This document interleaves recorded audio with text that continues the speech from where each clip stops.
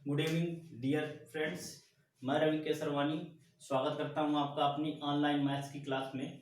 ठीक है, हम लोग परसेंटेज पढ़ रहे थे जिसमें 6 पार्ट हो चुके हैं। ये 7वां पार्ट है। ठीक है, तो जो लोग 6 पार्ट नहीं देखे हो अपना जाके देख लें, क्योंकि उसी से जुड़े हुए सारे प्रश्न रहते हैं। ठीक है, पिछले पार्ट में हमने एक क्वेश्चन आपको दिया था। ठीक, इसमें दो वैरायटीज क्वेश्चन बनते हैं, साधारण प्रश्न बनते हैं, बार बार शेष की बात करता है। ये इंपॉर्टेंट प्रश्न, ये वाला जो बनता है ये मोस्ट इंपॉर्टेंट है। ठीक है, जो बार बार शेष की बात करता है। ठीक है, इसमें 3 तरह से डेटा देता है। परसेंट के रूप में हम करवा चुके हैं, फ्रैक्शन के रूप में, ठीक है, और परसेंट और फ्रैक्शन दोनों मिला के दे देता है। तो 3 तरीके से डेटा देता है और 2 टाइप से बनते हैं, तो 3 दूनी 6 टाइप टोटल ये प्रश्न बन जाते हैं। ठीक है, तो यहाँ पर बार बार शेष की बात कर रहा है, कौन सा है, फ्रैक्शन वाला। इसका साधारण वाला भी करा चुके हैं फ्रैक्शन में, और ये आपका बने कौन सा, बार बार शेष की बात कर रहा है। तो ये क्वेश्चन दिए थे। ठीक है, तो चलिए देखते हैं अब इसको। ठीक,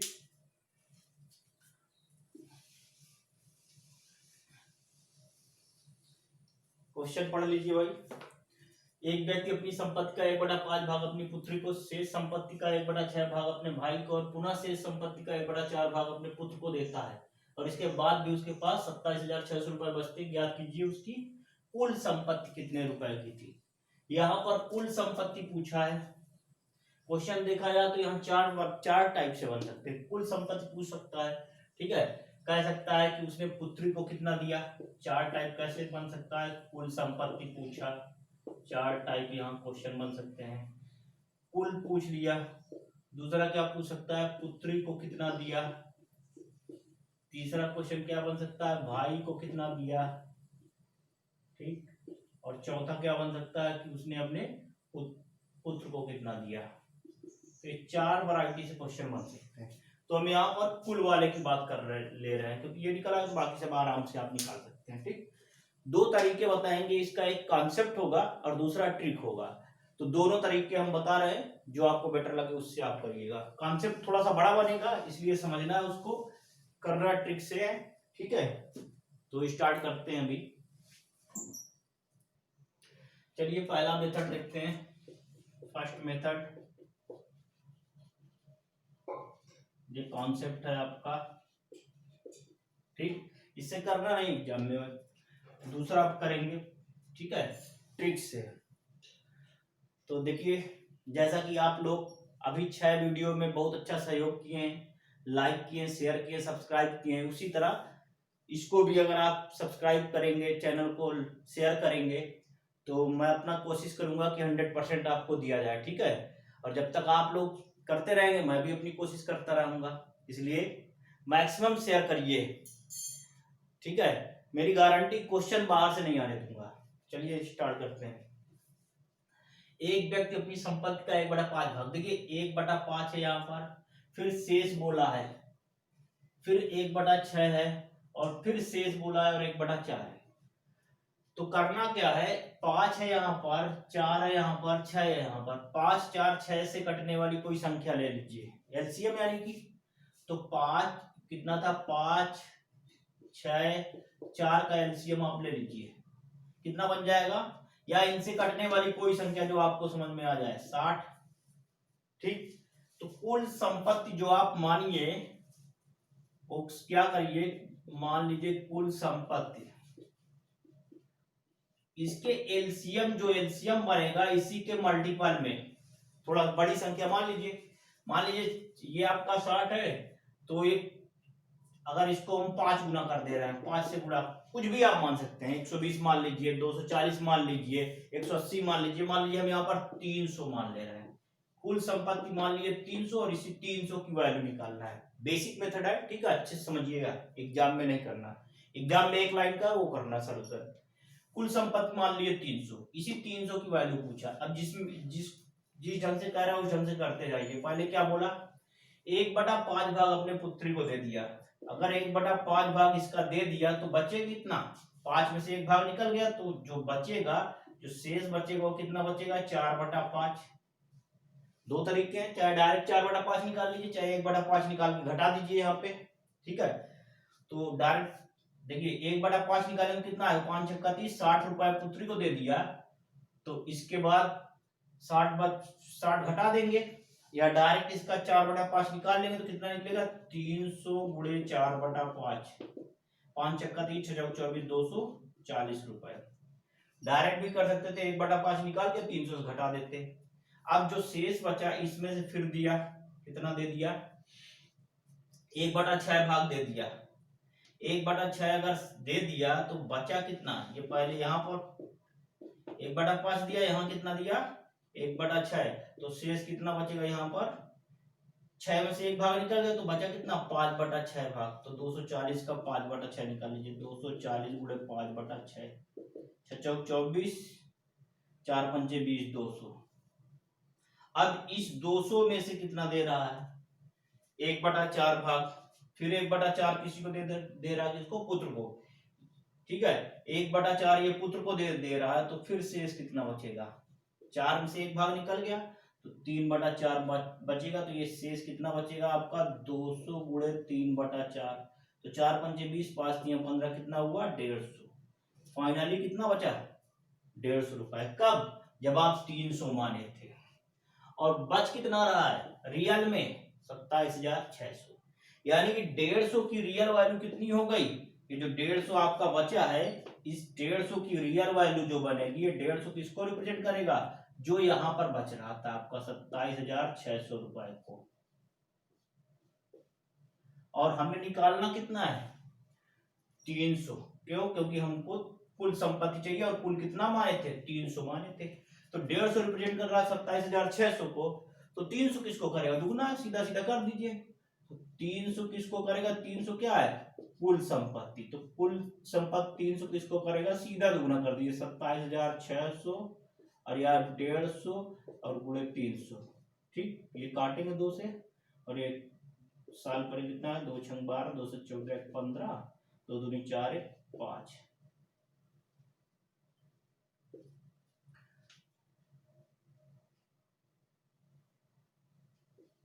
ये आपका आ जाएगा, ठीक, 2 जीरो बढ़ा लीजिए, तो टोटल कितना बन गया आपका, ये आपका आंसर आ जाएगा, ठीक। एक बार फिर से समझ लीजिए, 1/5 भाग का 1/4 भाग है, 1/6 भाग है, 5 4 6 का एलसीएम ले लेंगे, कितना हुआ 60, 60 के मल्टीपल में आप कुछ भी संख्या मान सकते हो, थोड़ा बड़ी मानिएगा, कटने में आसानी रहेगी, ठीक है, तो 60 का हम 300 मान लिए, 240 भी मान सकते थे, 120 भी मान सकते थे, ठीक है, 600 मान सकते थे, 6000 मान सकते थे, कुछ भी मान सकते थे, तो 300 मान लिए कुल संपत्ति कितने की है 300 की है, 300 में से 1/5 दे दिया, 1/5 दे दिया तो बचे कितना 4/5, ठीक है, तो 300 का 4/5 निकालिए, जो शेष बचा आपका 240, 240 में से 1/6 फिर दे दिया तो बचा कितना 5/6, तो 240 का 5/6 निकाले 200 हो गया। अब 200 में से 1/4 भाग दे दिया, ठीक है, 1/4 भाग दिया तो बचा कितना शेष 3/4, तो 200 का 3/4 निकाले कितना हुआ 150, ठीक, फाइनली 150 बचा, और रियल में कितना बच रहा 27,600, तो यानी कि ये 150 किसको रिप्रेजेंट कर रहा है 27,600 को, तो 300 किसको करेगा 27,600 बटा 150 गुणे 300, वैल्यू निकालिए 55,200। ये बेसिक मेथड हुआ, ठीक है, कॉन्सेप्ट है, इसको एग्जाम में मत करिए, थोड़ा बड़ा बन जा रहा है। अब एक लाइन का देखिए सॉल्यूशन क्या बनेगा, ठीक है, इसको कर लीजिए, स्क्रीनशॉट ले लीजिए, फिर आगे बढ़ते हैं।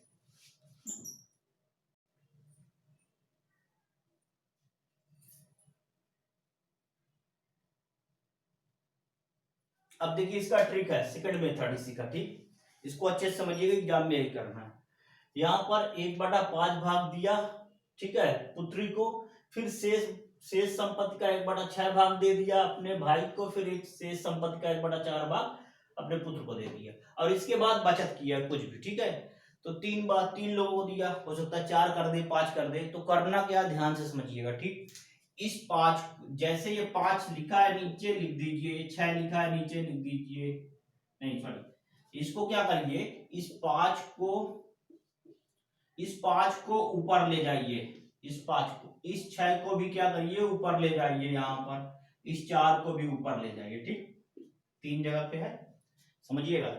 जो संख्या नीचे थी इसको ऊपर ले गए, 5 ऊपर गया, 6 भी आपको ऊपर गया और 4 भी ऊपर गया। अब क्या करना है, इस 1 को नीचे लाइए, 5 में घटा दीजिए, तो 1 घटाएंगे 5 में कितना हो जाएगा 4। इस 1 को लाएंगे नीचे घटाएंगे कितना हो जाएगा 5। इस 1 को लाएंगे नीचे घटाएंगे कितना हो जाएगा 3। इन सबको मल्टीप्लाई कर दीजिए और जो बचत है उसको रख दीजिए 27,600, इसको भी मल्टीप्लाई कर दीजिए। ये आपका आंसर आ गया, बस यही आपका आंसर है, एक लाइन का आंसर है, ठीक। कैसे काटेंगे, 5 से 5 कैंसिल, 4 से 4 कैंसिल, 3 से काटिए कितना है 2, 2 का इसमें मल्टीप्लाई करेंगे कितना आ जाएगा आपका 2 छंग 12, 2 से 14 15, ठीक है, और 2 दूनी 4 1 5, ये आपका आ गया 55,200 रुपए। फिर से समझिएगा एक बार, बस ध्यान देना कि शेष शेष बीच में रहे तभी ये करना, अदरवाइज गलत हो जाएगा, ठीक। 1/5 दिया किसी को, फिर इसके बाद शेष का बचा 1/6 दिया, फिर 1/4 दिया, ठीक, फिर इसके बाद कुछ बचत किया। करना क्या था, जो संख्या नीचे थी इन संख्याओं को ऊपर ला के लिख देना है यहाँ पर, सबसे पहला स्टेप। फिर ऊपर वाली संख्या को नीचे से घटा के यहाँ रखना है, ये क्या हो जाएगा 1 घटा दिए 5 में कितना होगा 4, 1 नीचे लाके 6 में घटाए 5, और 1 नीचे लाके 4 में घटाए तो 3, सबका मल्टीप्लाई करके जितनी बचत थी मल्टीप्लाई कर दिए और ये आपका आ गया 55,200 रुपए, ठीक है। चलिए फिर स्क्रीनशॉट ले लीजिए, फिर आते हैं इसके अगले क्वेश्चन पे।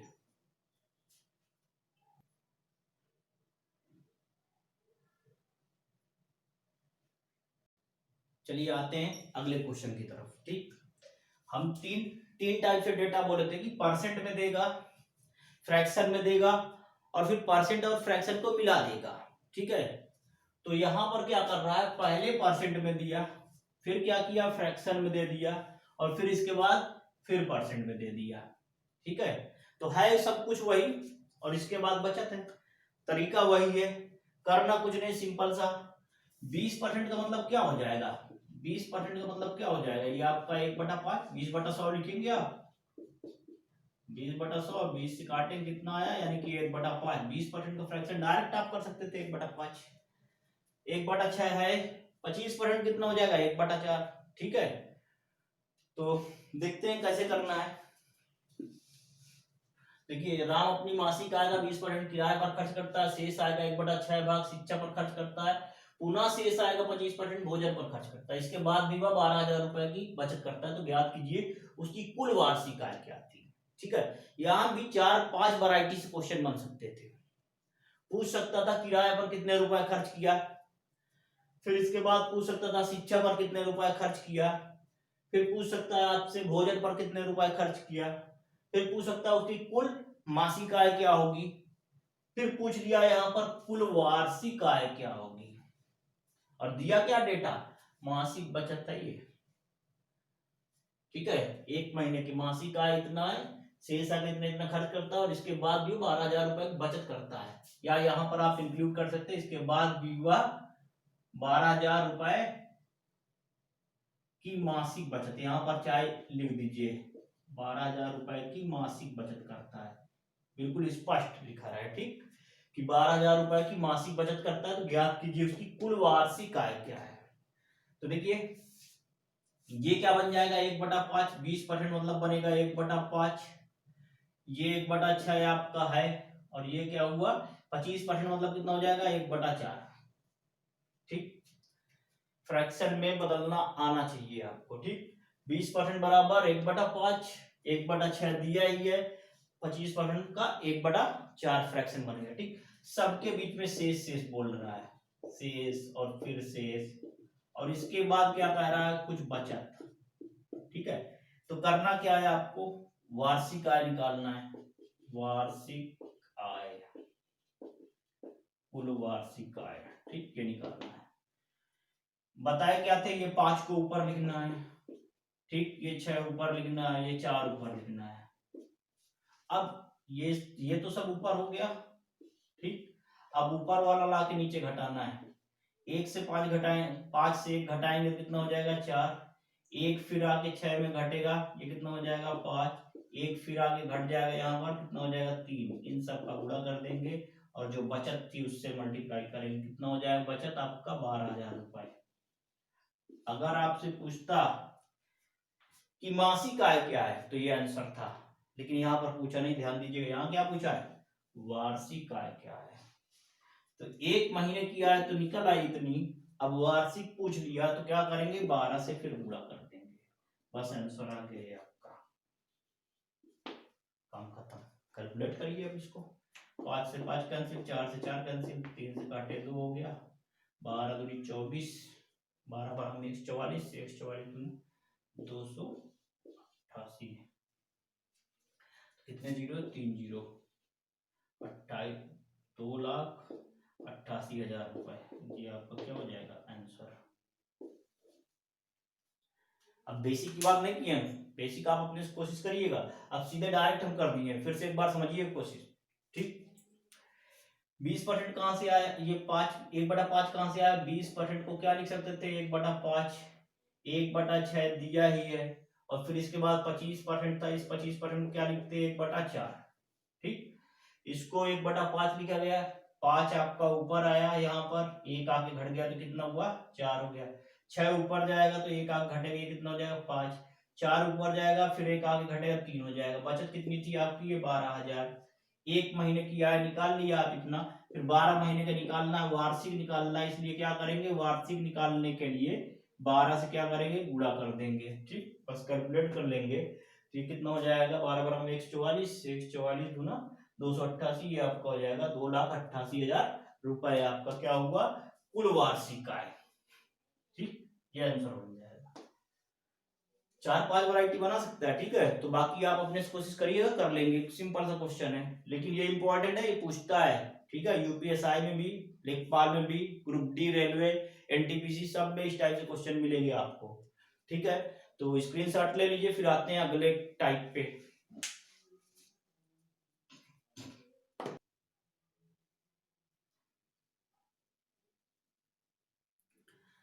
चलिए अगले टाइप पे आते हैं, ये टाइप मोस्ट इंपॉर्टेंट है, ठीक है, अच्छे से इसको समझिएगा क्योंकि ये यहां भी क्वेश्चन पूछे जाते हैं।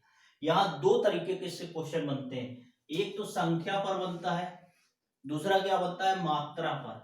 मात्रा वाले में फिर 2 टाइप बना सकता है, एक किलोग्राम में देगा फिर ग्राम में दे सकता है, ठीक है, तो अगर देखा जाए तो 3 वैरायटी हो गई।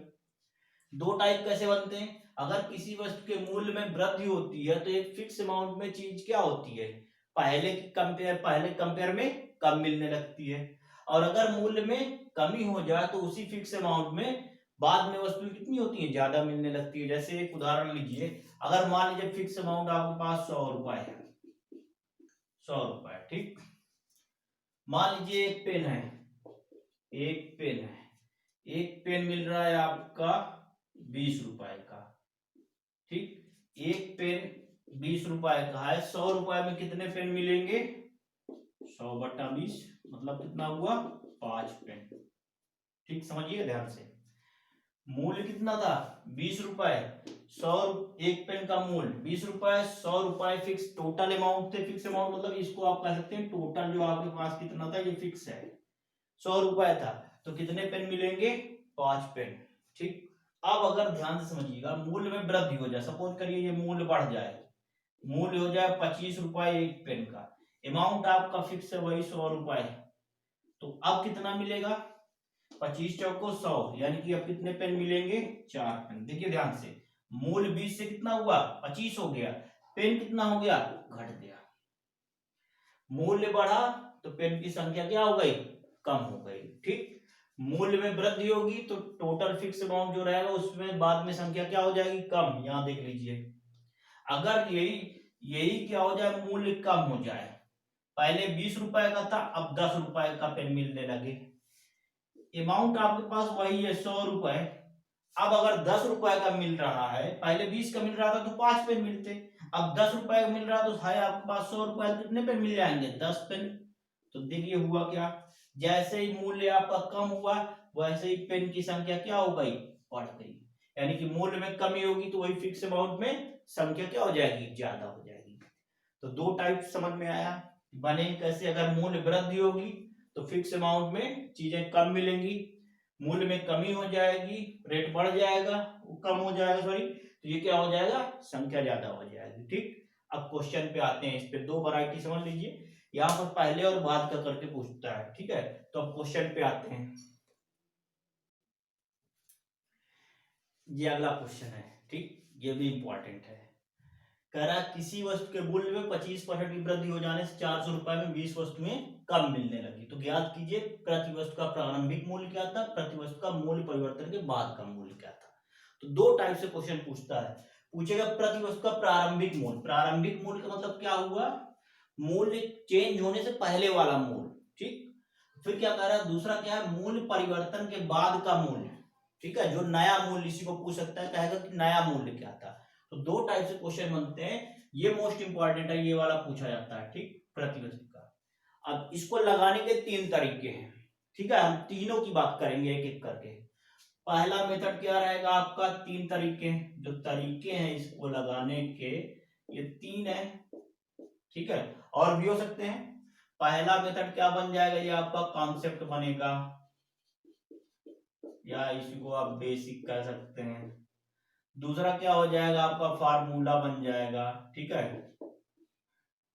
तीसरा क्या बन जाएगा, ट्रिक बन जाएगा। तो एग्जाम में किससे करना है, एग्जाम में इस ट्रिक से करना है, क्योंकि फार्मूला भूल जाएगा और कॉन्सेप्ट या बेसिक वाला थोड़ा बड़ा हो जाएगा, तो आपको करना किससे, ट्रिक वाले से। हम तीनों मेथड को एक एक करके डिस्कस करते हैं। ठीक है, अच्छे ध्यान से समझिएगा, क्योंकि आप मिला लीजिएगा, बहुत सारे लोग पढ़ा रहे हैं यूट्यूब पे, लेकिन टाइप वाइज मैं जिस तरह से कोशिश कर रहा हूं मुझे अभी तक नहीं मिला। वेन डायग्राम पे मैंने 15 टाइप पढ़ा है, और मैं यूट्यूब पे खुद सर्च कर रहा था, 15 टाइप किसी ने नहीं पढ़ाया। ठीक है, तो कोशिश करिएगा कि इसको शेयर करिए, मैक्सिमम सबको बेनिफिट हो। ठीक है, मैं अपना 100% देने की कोशिश करूंगा, तो आप भी भाई थोड़ा सहयोग करते रहिए, तो मजा आएगा और आगे। ठीक है, तो क्लास इसी तरह चलती रहेगी, और अगर आप लोग नहीं करेंगे फिर आपकी इच्छा है, फिर देखा जाएगा। ठीक है, तो तीन मेथड से हम इसको सॉल्व करेंगे। आते हैं एक एक करके। ये पहला मेथड हम बात कर रहे हैं। ठीक, कॉन्सेप्ट है, इसको एग्जाम में बिल्कुल नहीं करना है।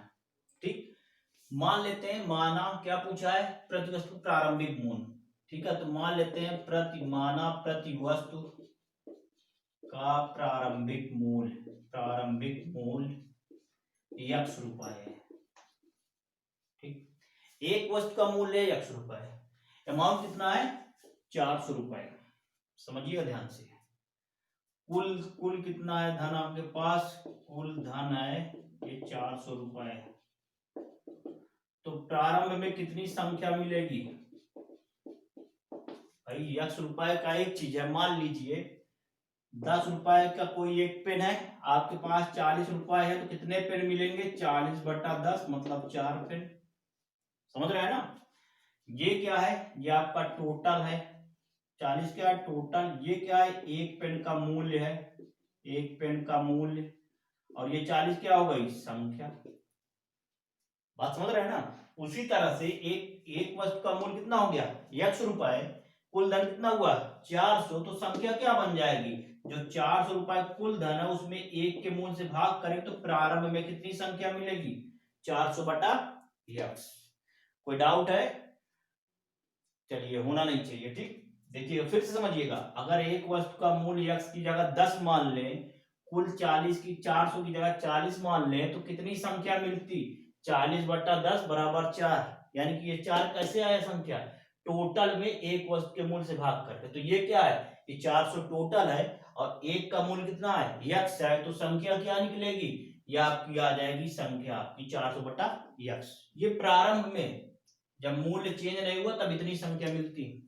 अब क्या हुआ, मूल्य घट जाएगा या तो बढ़ जाएगा, दो ही चीजें हो सकती है, तो देखते हैं क्या हो रहा है।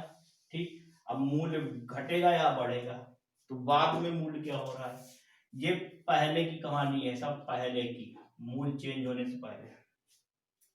अब मूल्य घटेगा या बढ़ेगा बाद में क्या होगा, चेंज होने के बाद मूल्य क्या हुआ, जो वस्तु का मूल्य है, एक वस्तु का ये कितना हुआ, बोल रहा 25% बढ़ गया, 25% बढ़ेगा तो बाद का मूल्य एक वस्तु का कितना हो जाएगा, x गुणे 125/100, 25% बढ़ जाएगा।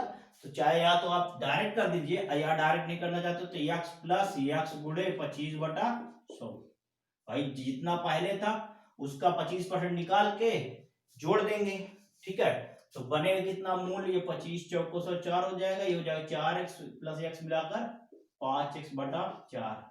अब एक वस्तु का मूल्य बाद में कितना हुआ, 5x/4 रुपए, ठीक। कुल धन कितना है, अब कुल धन यहाँ भी आपका कितना है, वही 400 रुपए ही है, एक वस्तु का मूल्य इतना हो गया, ठीक।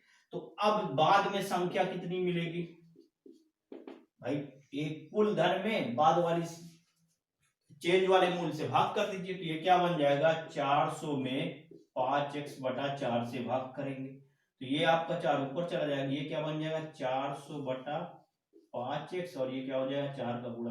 तो बाद में संख्या कितनी हो गई, बाद की संख्या ये कि बाद की संख्या कब मूल्य चेंज होने के बाद इतनी संख्या मिली, पहले कितनी मिल रही थी इतनी, बाद में इतनी।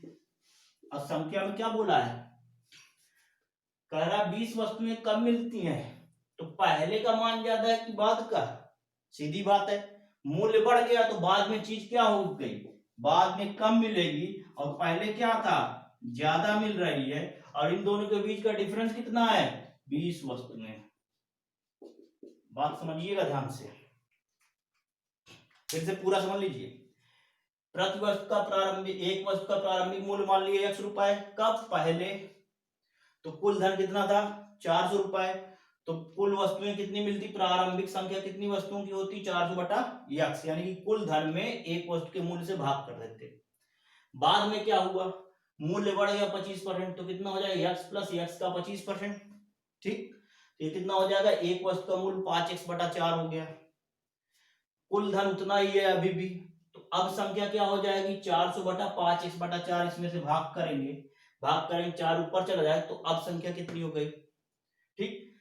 बोला है मूल्य बढ़ गया है, मूल्य बढ़ा तो सीधी बात बाद में कम वस्तुएं मिलेगी, ये मान क्या होगा, कम होगा, और ये मान क्या होगा, ज्यादा होगा। इन दोनों के बीच का अंतर कितना है, 20 वस्तुएं। तो बस जो पहले की संख्या थी, पहले की संख्या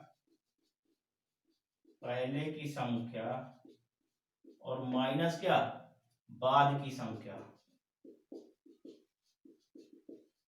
बराबर क्या हो जाएगा, अंतर। काम खत्म, सॉल्व हो गया। अभी पहले की संख्या उठाकर रख दीजिए, कितना बना 400/x, बाद की संख्या कितनी हो गई 400 गुणे 4 बटा कितना 5x, और अंतर कितना है 20। सिर्फ इसको कैलकुलेट करना है, ये कैलकुलेट कर लीजिए, x की वैल्यू आ जाएगी, ठीक है। पहले इतना आप कर लीजिए, फिर हम आते हैं इसको कैलकुलेट करते हैं। स्क्रीनशॉट ले लीजिए, फिर इसको हम हटा के कैलकुलेट करते हैं।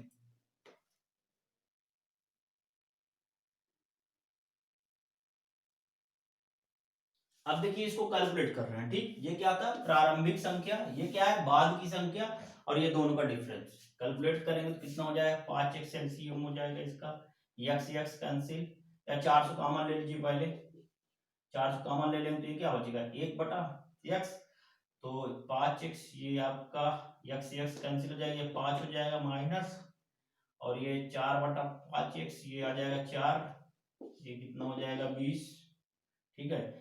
अब ये हमें x चाहिए, तो ये वाला 5x इधर जाएगा, ये कितना बनेगा 400 गुणे 1 और बटा कितना 5, और ये वाला 20 इधर ले आएंगे गुणे 20, और ये वाला आपका x इधर आ जाएगा, तो 20 पंचे कितना हुआ 100, 2 जीरो कैंसिल, आया कितना 4, तो x की वैल्यू कितनी आ गई 4। यानी कि x क्या मान थे, प्रारंभिक मूल्य, तो प्रारंभिक मूल्य ये कितना निकलेगा, इसका मान आपका निकल आया 4 रुपए।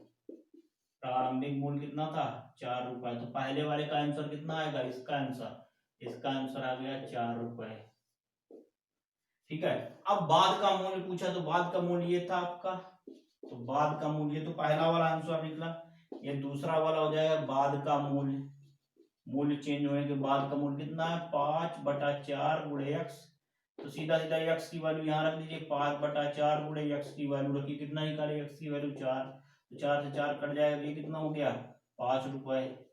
तो ये आपका दूसरा आंसर आ जाएगा, ये कितना हो जाएगा, ये वाला आंसर निकलेगा 5 रुपए। ठीक, बस करना क्या है, पहले की संख्या निकाल लेना है, बाद की संख्या निकाल लेना, दोनों के बीच का डिफरेंस जितना कम या ज्यादा है रख देना है, कैलकुलेट कर लेना, ये आपका दोनों आंसर आ जाएंगे। पहला तो निकला कि प्रारंभिक मूल्य क्या था 4 रुपए, बाद का मूल्य कितना था 5x/4, 5 रुपए। ठीक, बेसिक मेथड था, कॉन्सेप्ट था, गलती से एग्जाम में मत करिएगा, ठीक है, क्योंकि बहुत बड़ा बनेगा। अब क्या है, अब इसके बाद फार्मूला है, फिर ट्रिक है, तो कर लीजिए इसको। आते हैं सेकंड मेथड पे इसके।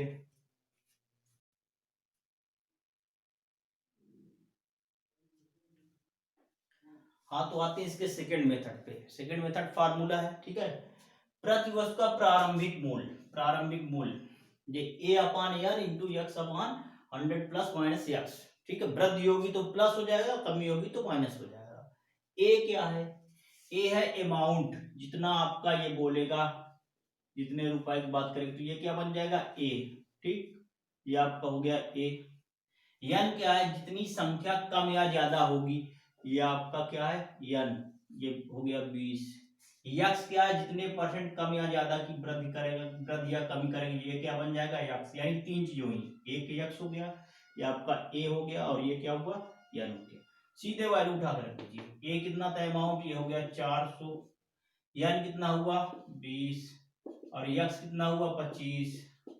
फिर क्या कह रहा है, वृद्धि हो रही है, वृद्धि का मतलब क्या लेंगे, यहाँ पर प्लस लेंगे, तो 100 प्लस कितना हो जाएगा 25, और बस कैलकुलेट कर लेना है आपको, इतना ही। ठीक, तो ये बनेगा कितना, 20 से काट दीजिए, या देखिए 400/20 और गुणे 25/125,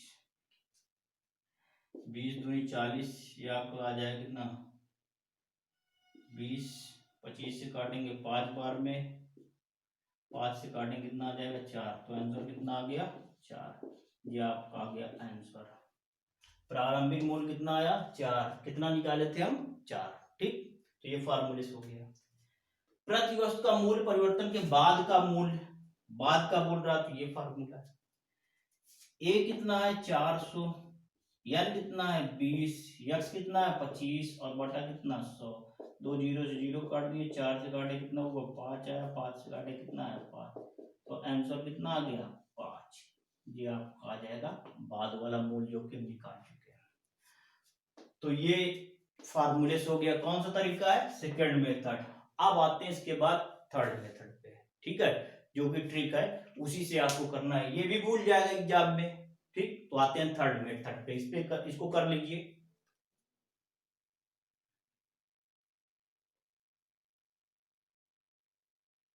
अब आते हैं तीसरे मेथड पे, जो कि ट्रिक है, इससे आप डायरेक्ट कर सकते हैं, ठीक है। और देखिए इस मेथड का ही यूज करिएगा एग्जाम में, और इससे क्या होगा, हमेशा बाद वाला मूल्य पहले निकलेगा, यानी कि बाद वाला आंसर क्या आएगा पहले निकलेगा। ठीक है, करना क्या है ध्यान से समझिएगा स्टेप बाय स्टेप। 25% मूल्य में वृद्धि हो जा रही है, तो 400 रुपए में कितना है 20 वस्तुएं कम मिल रही है। अगर यहाँ वृद्धि बोलेगा तो यहाँ वस्तु कम मिलेगी, कमी बोलेगा तो यहाँ ज्यादा मिलेगा। ठीक, करना क्या है, डायरेक्ट आप कर सकते हैं ऐसे ही। 400 का 25% कितना हुआ 100, 100 रुपए किसका मूल्य हो जाएगा 20 वस्तु का, बाद का। ठीक, ध्यान दीजिएगा बाद का मूल्य, तो कितने वस्तु का 20 वस्तु का 100 रुपए मूल्य, तो एक वस्तु का 5 रुपए। आंसर ऐसी नहीं आ गया बिना लगाए।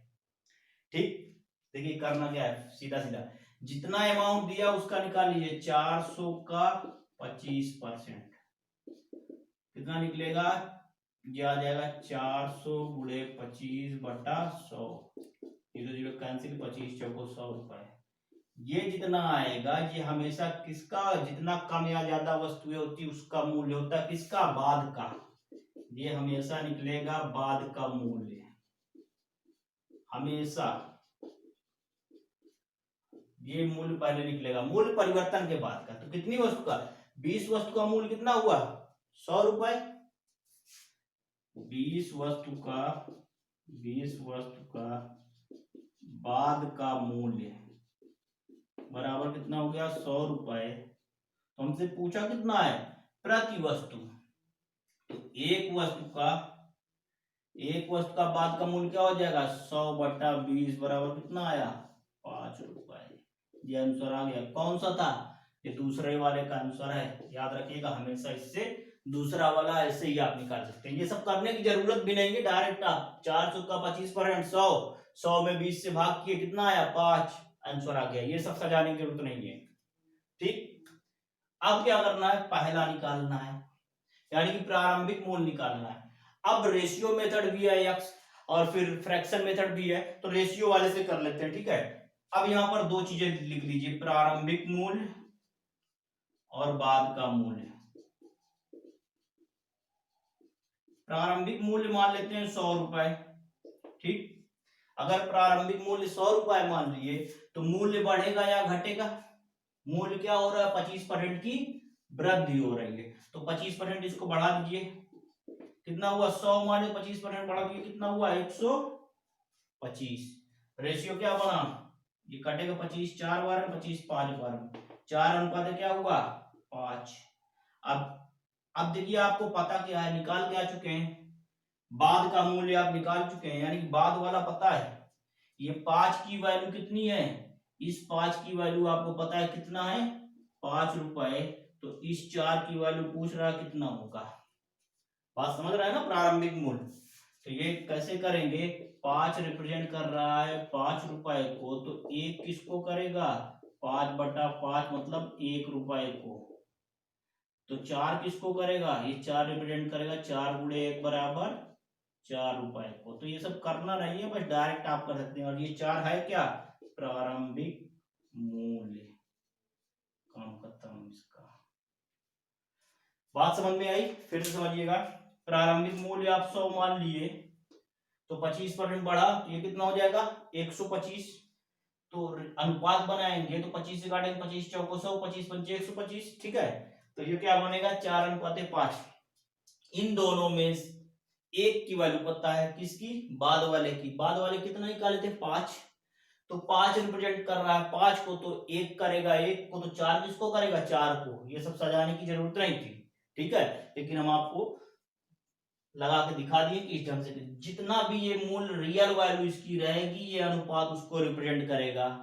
हो सकता है ये रियल वैल्यू 10 होती, 15 होती, 20 होती, कुछ भी होता, तो जो अनुपात आएगा उस रियल वैल्यू को रिप्रेजेंट करेगा। और इस रेशियो की वैल्यू निकालना है, तो 1 की वैल्यू निकालिए, फिर 4 की वैल्यू निकालिए, और यही 4 क्या है, 4 अनुपात क्या था, प्रारंभिक मूल्य था। तो प्रारंभिक मूल्य निकालना था, तो ये क्या बन जाएगा, आंसर। इतना सब करने की जरूरत नहीं, आप डायरेक्ट कर सकते थे बिना लगाए पेन कॉपी का यूज किए भी। ठीक है, तो कर लीजिए, फिर आते हैं आगे बढ़ते हैं। ठीक है, पहले कर लीजिए इसको आप।